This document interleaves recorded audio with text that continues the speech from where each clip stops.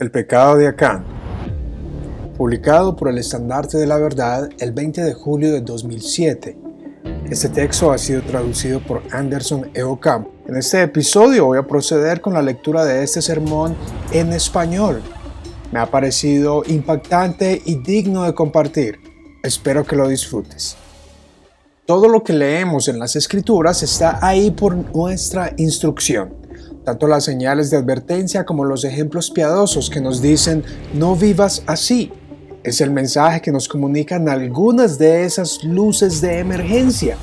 Pon atención a los patrones de vida de estos personajes. Un hombre llamado Acán nos sale al encuentro de la historia bíblica. Esta se pone como un faro para toda la iglesia de Cristo. Su trasfondo y comportamiento nos son revelados en el texto de Josué 7, versículo 1 que lee.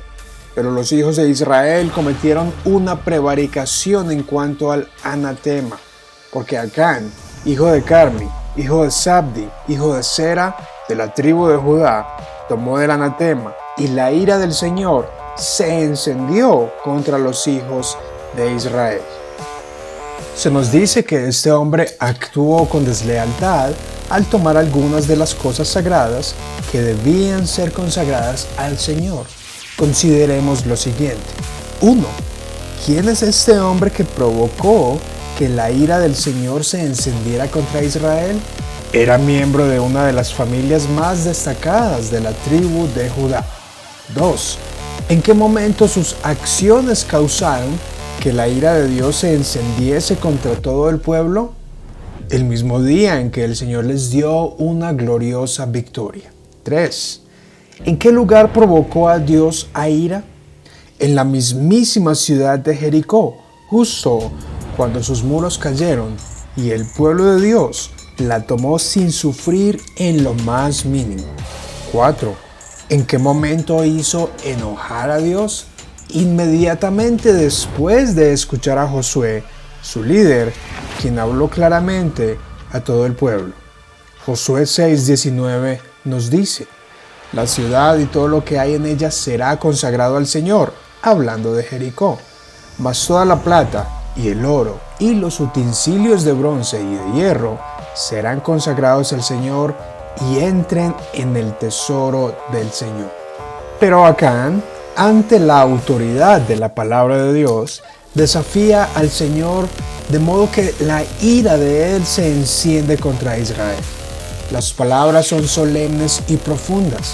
Estas deben despertarnos cuando tenemos sueño, advertirnos cuando nos volvemos descuidados y hacernos retroceder cuando nos acercamos al borde del precipicio. ¿No deberíamos escuchar lo que se está diciendo? ¿No podrían ser estas las mismas palabras que Dios quiere que escuches más que cualquier otra cosa? ¿No es este su propósito al hacer que las leas en este momento? Permítame tratar de mostrarles, en primer lugar, quién era Acán. ¿Quién era Acán? Algunos de ustedes pensarán que Acán era un total pagano, un hombre malo, alguien que bebía la iniquidad como el agua, siempre en busca de propiedades desatendidas, rápido para tomar aquel dinero fácil, un ladrón común, quizás hasta cananeo.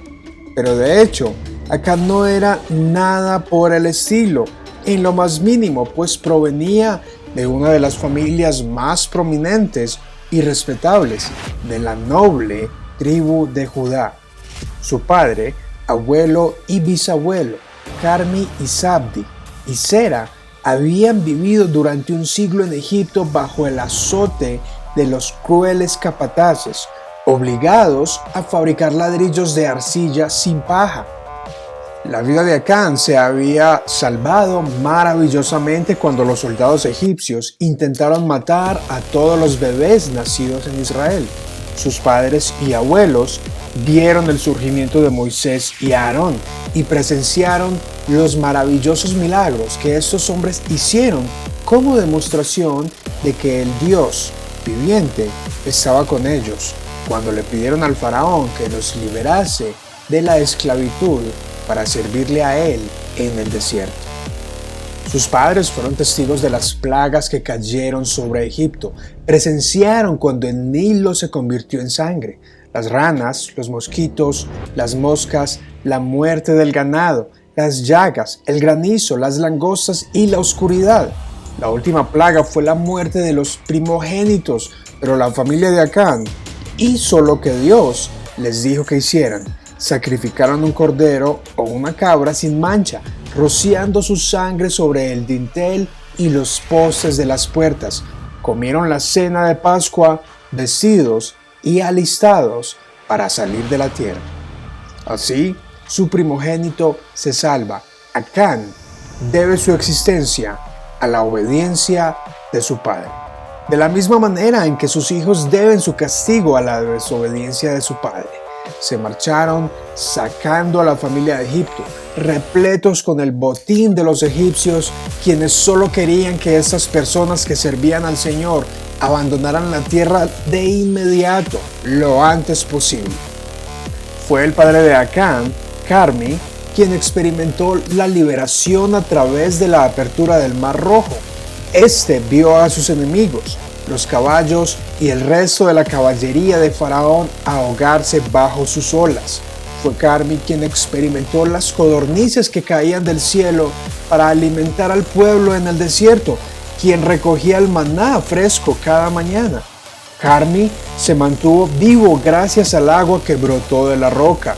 Cuando Acán era un niño pequeño, la serpiente de bronce estaba colocada en lo alto de un poste, y cuando él y su familia la miraron, todos los envenenados por las serpientes se salvaron, miraron y vivieron. Todas estas son las historias que le contó la familia de Acán. Ellos no tenían escuela dominical, pero no les faltaba su día de reposo. Allí, delante de ellos, cada día se levantaba una columna de nube y en las noches una columna de fuego.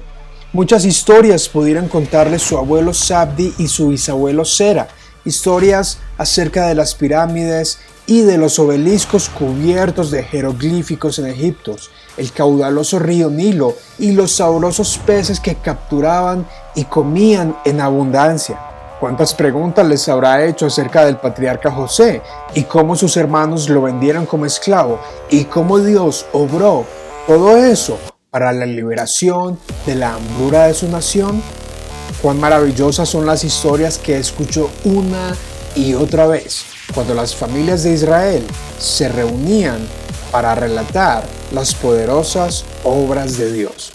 ¿Qué influencias ayudaron a formar sus convicciones y comprensión de lo que estaba bien y de lo que estaba mal? Y al mismo tiempo, ¿qué contribuyó a su carácter para agradar a Dios y liberarse de la ira venidera? Tiempo después, Acán experimenta el juicio divino que cayó sobre la generación de sus padres gracias a sus lloriqueos y querellas durante el desierto. Los enterró a todos, mamá, papá, sus tías y tíos, bajo el cielo sirio. Toda la nación se mantuvo vagando durante 40 años hasta el día en que su generación se le permitió entrar en la tierra de Canaán.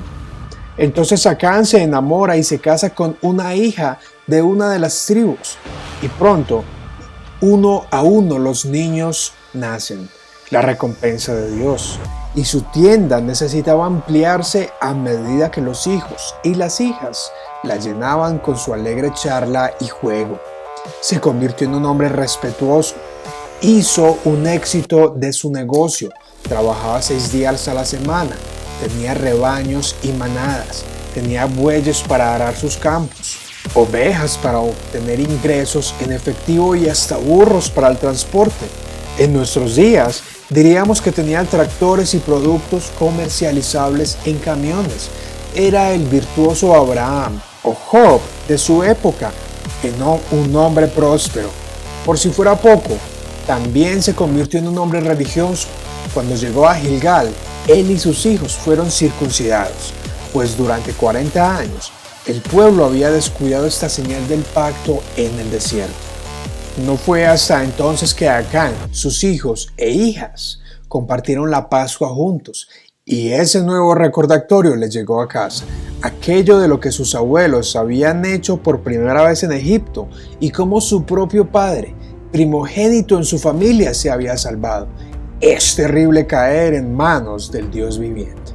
Entonces Acán experimentó su propio triunfo personal, al igual que todo el pueblo, como consecuencia de obedecer la palabra de Dios. Pero entrando en Canaán, acercaron a su primer obstáculo, el guardián de la entrada sur de la tierra, una ciudad fortaleza llamada Jericó. Un extraño plan proviene de Dios a través de Josué para tomar esta ciudad. Una vez al día, todo el pueblo seguía el arca de Dios, tocando sus trompetas, caminando por la ciudad. Esto lo repitieron durante 6 días consecutivos. Luego, al séptimo día, se levantaron al amanecer y marcharon alrededor de Jericó como antes, 7 veces en total. Luego, cuando el pueblo dio un gran grito y sonaron las trompetas, el muro de Jericó se derrumbó y el pueblo pudo entrar a tomar la ciudad. Toda la gente impía de esa ciudad fue eliminada a espada, tal y como Dios lo había ordenado, exceptuando a Rahab junto con su familia. La plata y el oro fueron tomados y depositados en el tesoro de Dios. ¡Cuán poderosa fue la victoria en la que participó este Acán! Tal hombre era Acán, un hombre muy favorecido que sabía del relato de la creación, de la caída y de la redención a través del sacrificio del cordero y de la aspersión de la sangre. Era un hombre de privilegios, conocimiento y experiencia. Sin embargo, un hombre sin salvación. El Señor Jesús nos habló de tales hombres. Estos son como la semilla que cae en terreno pedregoso o en la maleza, que finalmente las malas hierbas abruman el buen crecimiento, pervirtiéndolo. Así sucedió con Acán. Tenía muchos privilegios y mucho conocimiento, pero no poseía la gracia. El pecado que cometió Acán.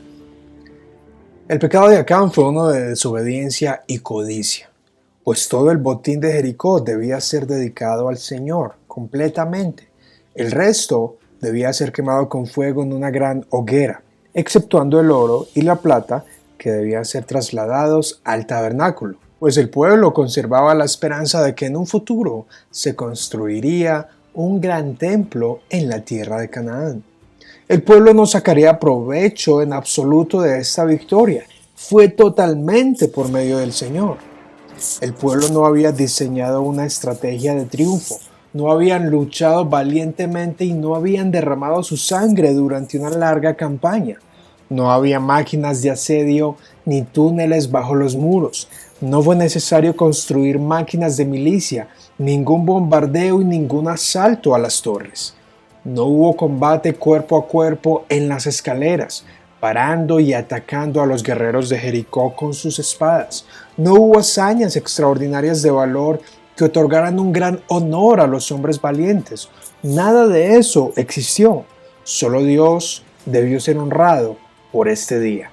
Simplemente había hecho lo que Dios les había dicho que hicieran: marchar alrededor de la ciudad, siguiendo el arca del Señor, tocando sus trompetas y dando un fuerte grito de victoria, dándole así la exclusividad a Dios.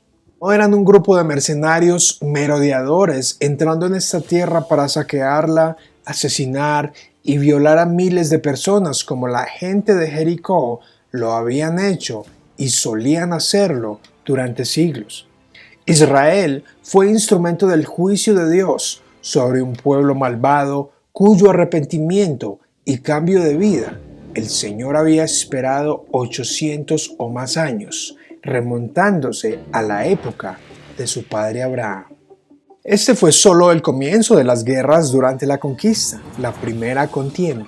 Era necesario desde el principio que el pueblo aprendiera a confiar y obedecer al Señor.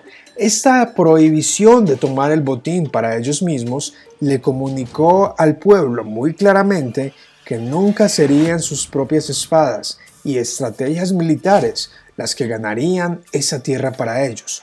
no podían conquistar Canaán por sus propias fuerzas. Únicamente el Señor podría darles la victoria. Jericó era una especie de primicia y como tal debía ser ofrecida al Señor como holocausto. Pero cuando Acán entró en la ciudad, ¿qué encontraron sus ojos en una casa en la que entra? Al abrir un armario cerrado con llave, vio una hermosa túnica de Babilonia, 200 ciclos de plata y un lingote de oro que pesaba 50 ciclos.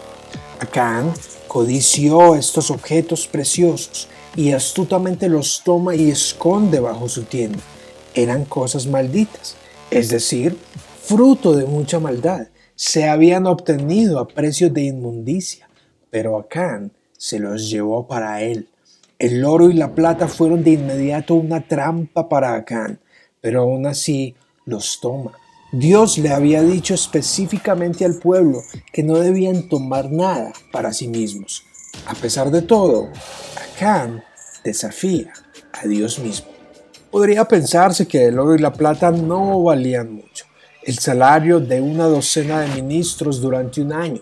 Esa suma nos parece pequeña, pero esa suma no es demasiado insignificante como para no relacionarla con una gran transgresión. Personas han ido a la cárcel por robar menos. Se han cometido asesinatos por mucho menos que eso. Este año, en las calles de Londres, unos hombres se han matado a otros por un celular y una miserable suma de dinero en sus billeteras. Las pequeñas cosas a menudo mostrarán el estado de la mente de un hombre, mejor que las grandes. Los pequeños síntomas suelen ser signos de una enfermedad mortal e incurable. El fruto que comió Eva fue una cosita, pero demostró que había caído de la inocencia y se había convertido en pecadora. Una grieta en el costado de un barco parece apenas perceptible, pero demuestra que el barco no está en condiciones de navegar. Si emprendes un viaje en un barco de este tipo, nunca llegarás a tu destino. Una pequeña paja puede mostrar en qué dirección sopla el viento. La actitud hacia el oro, la plata y la ropa es suficiente para revelar el estado del corazón de un pecador. La hermosa túnica de Babilonia podría durar por varias generaciones, o era una reliquia familiar. Recuerda que Sansón mató a los filisteos en Ascalón para tener sus ropas finas. La túnica que Jonatán utilizó, también David la pudo llevar. La Biblia enfatiza el poder de los hermosos vestidos para tentar y encantar tanto a hombres como a mujeres. Era ropa que hombres y mujeres utilizaban para bodas y para asistir a fiestas. Son el tipo de riqueza que un padre deja a sus hijos y que sus hijos dejan después de ellos. Quizá un niño mayor recibiría una túnica así cuando fuera mayor de edad. Cuando el hijo pródigo regresó, estaba vestido con una ropa nueva. Jacob dijo que olió el aroma de la túnica de su hijo y era como el aroma de un campo que el Señor había bendecido. Aquí había una túnica de Babilonia. Sabemos que Nínive y Babilonia eran famosas por su estilo y sastrería. Cuán brillantes y duraderos eran sus tintes, qué suave la seda. Juzgaríamos tal prenda como una de muy alta costura de las casas de moda de Milán y París. Josefo, el historiador judío, dice que la prenda que tomó Acán fue una túnica real, tejida enteramente de oro. Quizás lo era, y si así fuese, entonces seguramente pertenecía al rey de Jericó y no tendría precio. Solo piensa en los precios que se piden por los vestidos que alguna vez utilizó la princesa Diana. Acán vio la túnica y la tomó. Él tenía que poseerla para sí mismo. ¡Qué desperdicio!, pensó, destruirlo en las llamas de la ciudad.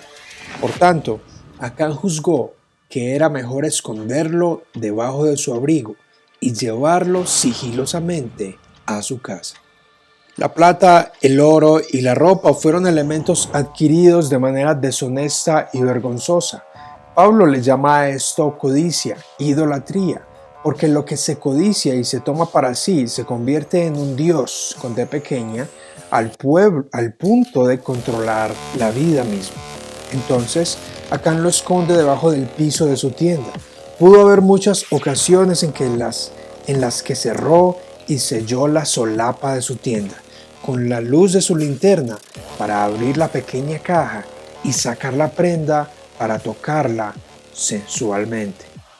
Pesó en sus manos el oro y la plata. ¡Qué tesoros los que ahora poseo!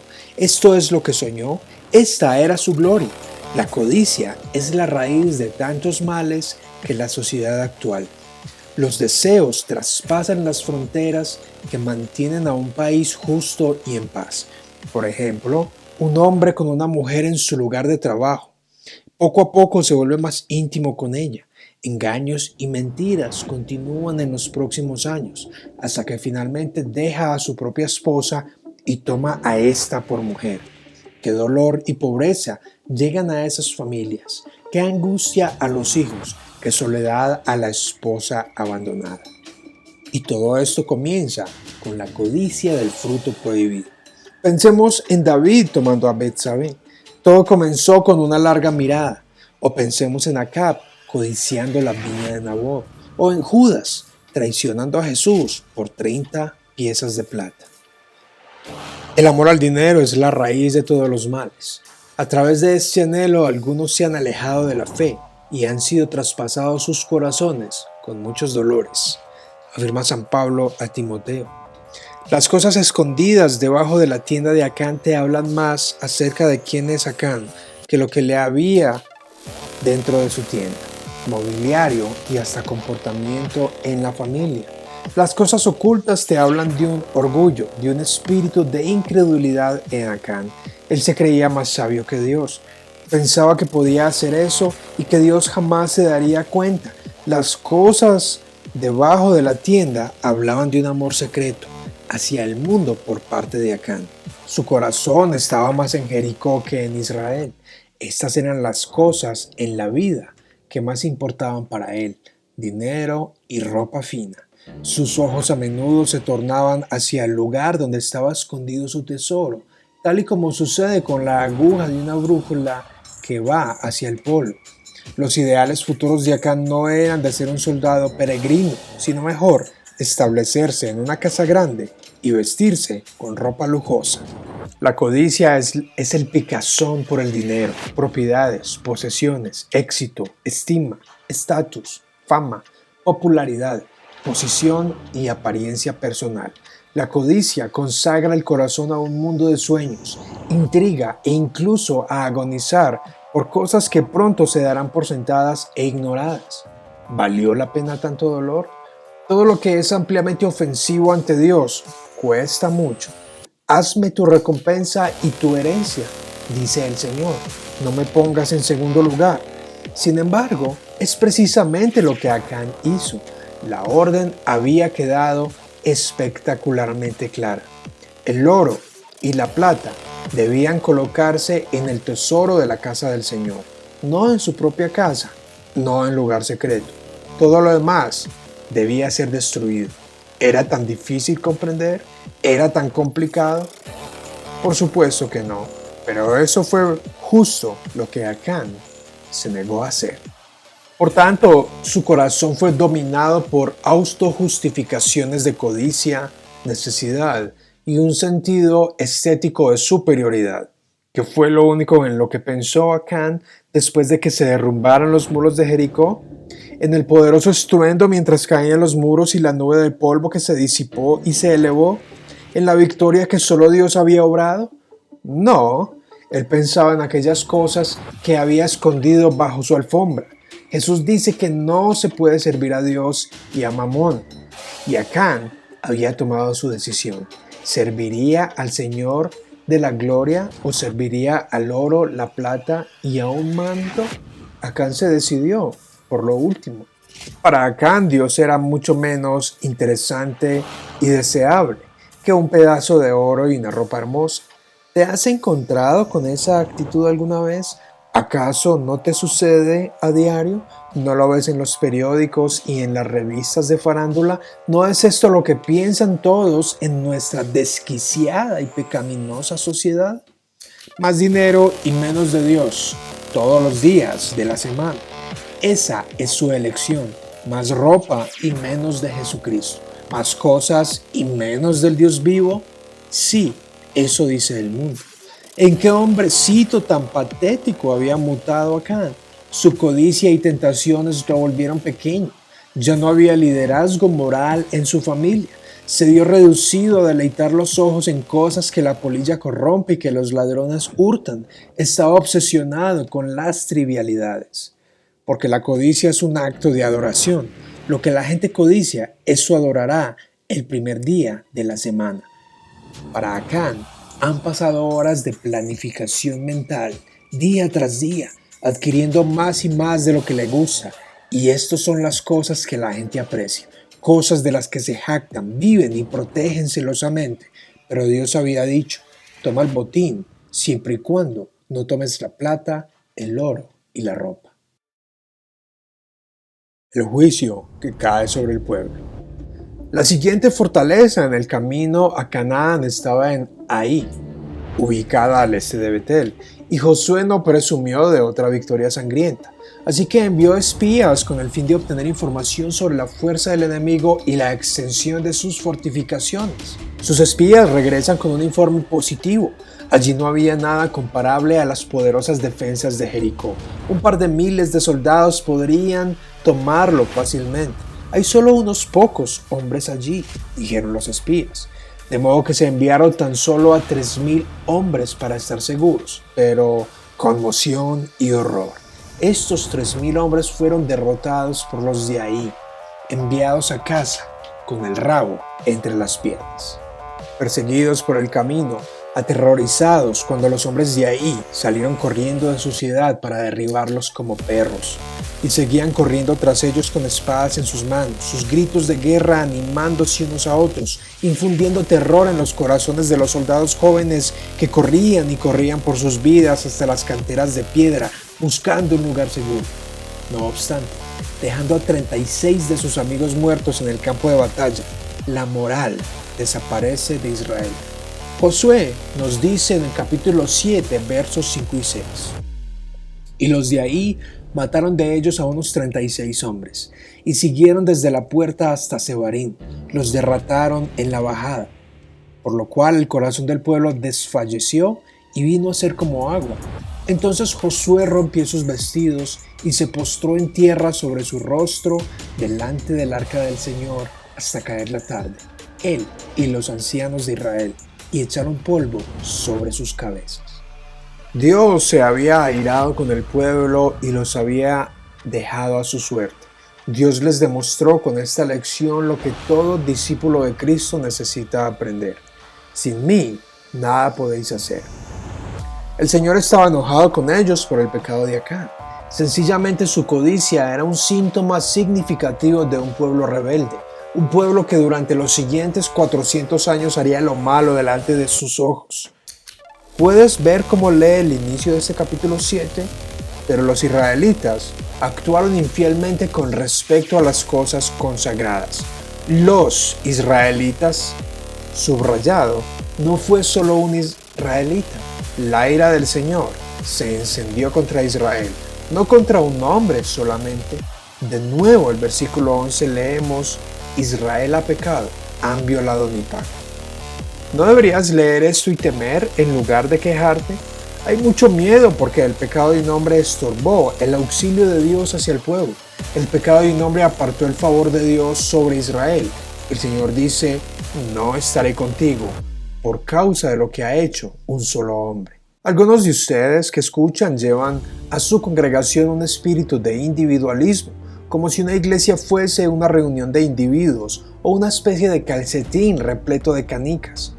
No, la iglesia es un cuerpo, y cuando un miembro de un cuerpo está enfermo, todo el cuerpo se ve afectado. El cuerpo no puede decir, es solo una parte del cerebro la que tiene algunas células cancerosas. Es simplemente el apéndice que está perforado, solo una muñeca la que está rota. Como una parte del cuerpo está enferma, todo el cuerpo se ve afectado.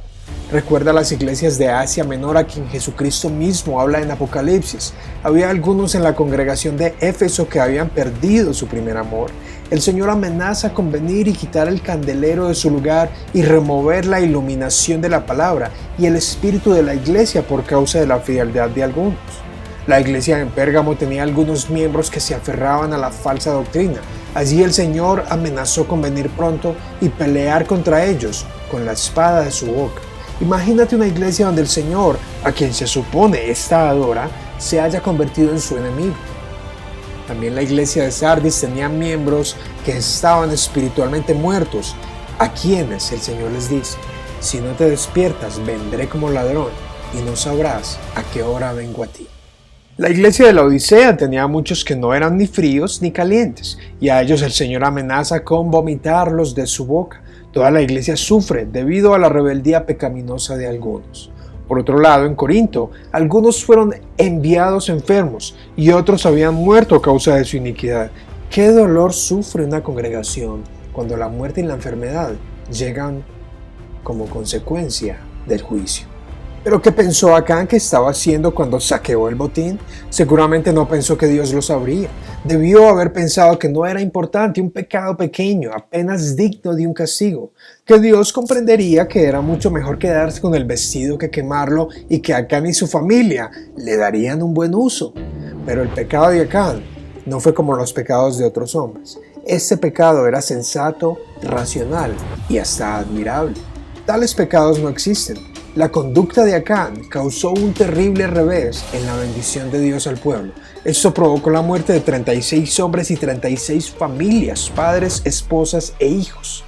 Estos son demasiados corazones rotos.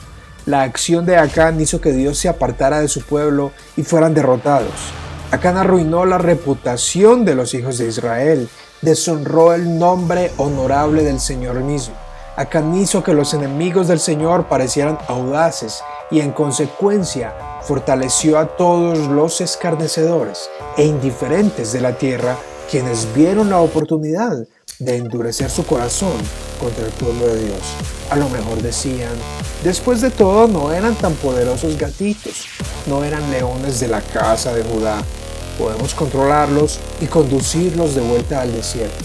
Qué terrible ejemplo y trampa puso Acán. El legado de Acán: vi, codicié, tomé, me escondí. Gracias por escuchar o por mirar este contenido. Te invito a que te suscribas a mi canal y que explores otros videos de contenido académico, cristiano y bíblico que pueden gustarte y que pueden ser de edificación para ti y para tu alma. Saludos y chao chao.